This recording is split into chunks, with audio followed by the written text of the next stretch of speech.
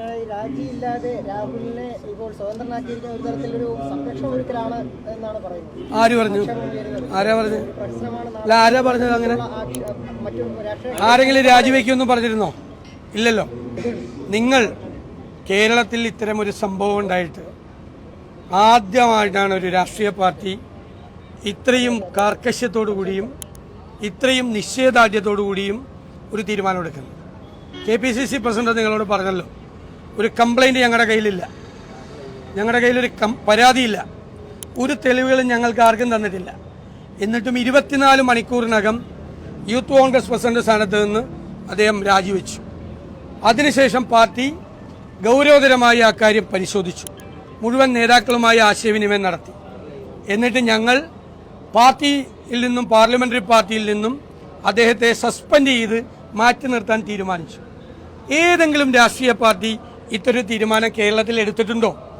Rape, ഇപ്പം ഞങ്ങളെ ആക്രമിക്കുന്നവർ, ഞങ്ങളെ കളിയാക്കുന്നവർ, ഇപ്പം മന്ത്രി MP രാജേഷിൻ്റെ സ്റ്റേറ്റ്മെൻറ്റ് ഞാൻ കണ്ടു, ഇത് ഭയങ്കര കോംപ്രമൈസായി പോയെന്ന്. ഒരു റേപ്പ് കേസിലെ പ്രതി കൈപൊക്കിയിട്ടാണ് അദ്ദേഹം മന്ത്രിയായിട്ട് അവിടെ ഇരിക്കുന്നത് നിയമസഭയിൽ. സ്വയം ഒരു ഉളുപ്പ് വേണ്ടേ? ഒരു റേപ്പ് കേസിലെ പ്രതി MLA ആയിട്ടിരിക്കുകയാണ് CPM-ൽ. ഞാൻ പേരൊന്നും പറയില്ല ആരുടെ. ഞങ്ങളതാണ് ചെയ്തത്. ഞങ്ങൾക്ക് വേണമെങ്കിൽ പറയാം, CPM ഒരു നടപടി എടുത്തില്ല.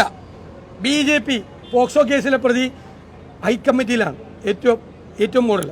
ഞങ്ങൾക്ക് അതൊക്കെ ചൂണ്ടിക്കാണിക്കാം. ആരും ഒരു നടപടി എടുത്തിട്ടില്ല. ഇഷ്ടംപോലെ പേരുടെ പേര് ഞങ്ങൾക്ക് CPM-ൽ നിന്ന് തന്നെ പറയാമല്ലോ. ഞങ്ങൾ അവരാരെങ്കിലും പേര് പറഞ്ഞു, അവർക്കെതിരെ ഒന്നും ഒരു നടപടി എടുത്തിട്ടില്ല, ഒരു നടപടി. അതെല്ലാം പറഞ്ഞ് ഞങ്ങൾക്കും ഉഴപ്പായിരുന്നല്ലോ.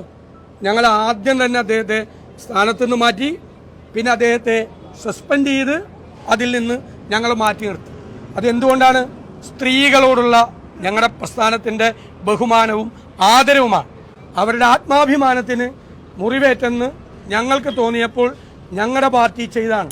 ഞാനൊരു 3 ദിവസം മുമ്പ് നിങ്ങളോട് പറഞ്ഞു, വേറെ ഒരു പാർട്ടിയിലും പോലെ അല്ല കോൺഗ്രസ് എന്ന് ഞങ്ങൾ ഇക്കാര്യത്തിൽ തെളിയിക്കും, നിങ്ങളെ കൊണ്ട് പറയിക്കും എന്ന് ഞാൻ പറഞ്ഞു. വേറെ ഒരു പാർട്ടിയെ പോലെയല്ല കോൺഗ്രസ് ഇക്കാര്യത്തിൽ തെളിവെടുത്തത്. ഞങ്ങൾക്ക് ഏറ്റവും പ്രധാനപ്പെട്ട ഒരാളെയാണ് ഞങ്ങൾ ഈ നടപടിയെടുത്തത്. ഞങ്ങൾക്ക് ഏറ്റവും അടുപ്പമുള്ള, ഏറ്റവും ബന്ധമുള്ള, പാർട്ടിയുടെ മുൻനിരയിൽ നിൽക്കുന്ന ഒരാളെ രക്ഷപ്പെടുത്താൻ ഞങ്ങൾ ഒരു ശ്രമവും ഞങ്ങൾ നടത്താതെ, ഒരു പരാതിയും ഇല്ലാതെ സ്ത്രീയുടെ അഭിമാനം കാത്തുരക്ഷിക്കാനാണ് കോൺഗ്രസ് ഈ തീരുമാനമെടുത്തത്. അത് കേരളത്തിൻ്റെ രാഷ്ട്രീയ ചരിത്രത്തിൽ അടയാളപ്പെടുത്തുക തന്നെ ചെയ്യും, ഒരു സംശയം വേണ്ട.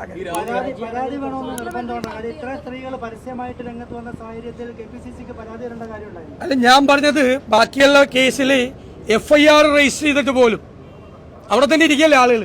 അതല്ല, ഇപ്പോൾ ആരോപണം ഉന്നയിക്കുന്ന ആളുകൾ അവരുടെ പാർട്ടിയിൽപ്പെട്ട, ഞാൻ എന്നെ കൊണ്ട് പേര് പറയിപ്പിക്കാൻ വേണ്ടിയിട്ടാണോ താങ്കൾ ശ്രമിക്കുന്നത്? മുഖ്യമന്ത്രിയുടെ ഓഫീസ് തൊട്ട് ഇരിക്കുന്നില്ലേ? നിങ്ങൾ അതൊന്ന് ചോദിക്കും. നിങ്ങളെല്ലാവരും ചോദിക്കും. നിങ്ങൾക്ക് എന്നോട് ഈ ചോദിക്കുന്നത് പോലെ മുഖ്യമന്ത്രി പിണറായി വിജയനോട് നിങ്ങൾ ചോദിക്കോ? ചോദിക്കില്ല. നിങ്ങൾ ആരോടും ചോദിക്കില്ല. ഇപ്പോൾ CPM-ന്റെ മഹിളാ നേതാക്കൾ എല്ലാവരും വന്ന് പറഞ്ഞല്ലോ ഇദ്ദേഹം രാജിവെക്കണമെന്ന്. അവരാരും കേൾക്ക്, ഞാൻ പറയണ കേൾക്ക്, ഞാനല്ലേ സംസാരിച്ചുകൊണ്ടിരിക്കുന്നത്, എൻ്റെ പറഞ്ഞിട്ട് വയ്യ. അവരെല്ലാവരും ഈ CPM നേതാക്കൾ ഇത്രമാത്രം ആളുകൾ, ഒരാളല്ല, 2 ആളല്ല, 3 ആളല്ല, 4 ആളല്ല, അതിനേക്കാൾ കൂടുതൽ ആളുകൾ CPM-ൽ ഒരു നടപടിയെടുക്കാതെ, ഒരു നോട്ടീസ് പോലും പാർട്ടി കൊടുക്കാതെ അവരവിടെ ഇരിക്കുമ്പോൾ ഇത്രയും ധീരമായ തീരുമാനം ഒരു പാർട്ടി എടുത്തെങ്കിൽ അതാണ് കേരളത്തിലെ കോൺഗ്രസ്. അത് അടയാളപ്പെടുത്തിയ അതുപോലെ മറ്റു വനിതാ നേതാക്കൾ പലരും അത് അവരുടെ അഭിപ്രായം പറഞ്ഞു. ഞങ്ങൾ എല്ലാവരുമായിട്ട് ആലോചിച്ച് പ്രായോഗികമായ തീരുമാനമെടുത്തു.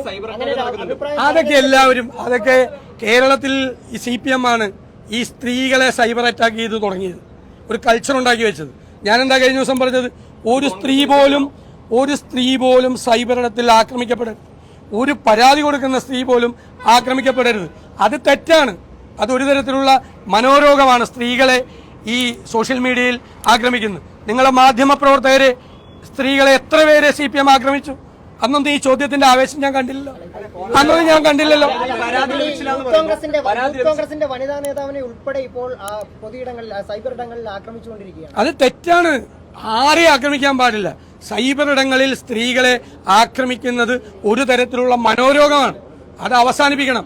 2 ദിവസം മുമ്പ് ഞാൻ പറഞ്ഞതാണ്, കൃത്യമായിട്ട് പറഞ്ഞതാണ്. ഞങ്ങൾക്ക് നല്ല നിലപാടുള്ള പാർട്ടിയാണ് കോൺഗ്രസ്.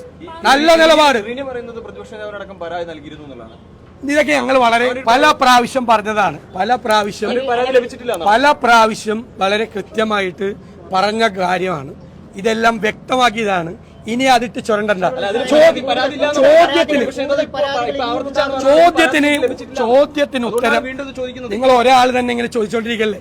ചോദ്യത്തിന് ഉത്തരം പല പ്രാവശ്യം കൃത്യമായിട്ടും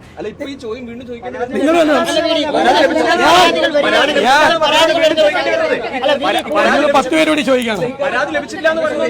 നിങ്ങൾ ഇന്ന് പുറത്താക്കിയിട്ടല്ല, ഞങ്ങൾ മാറ്റി നിർത്തിയിരിക്കും. അല്ല, അതല്ല അതിന്റെ നടപടിക്രമം അനുസരിച്ച്. അല്ല, അത് ഞങ്ങൾ അതിന്റെ നടപടിക്രമങ്ങൾ പരിശോധിച്ച് തീരുമാനിച്ചു. മനസ്സിലായതുകൊണ്ടാണ് ഈ നടപടിയിലേക്ക് ഇറങ്ങുന്നത്. ഈ നിലവിൽ ഇത്രയും നടപടികളൊക്കെ എടുക്കുമ്പോൾ ഒരു പ്രാഥമികമായെങ്കിലും ഒരു പാർട്ടിയുടെ അന്വേഷണം വേണ്ടേ? ഇപ്പൊ അങ്ങനെയാ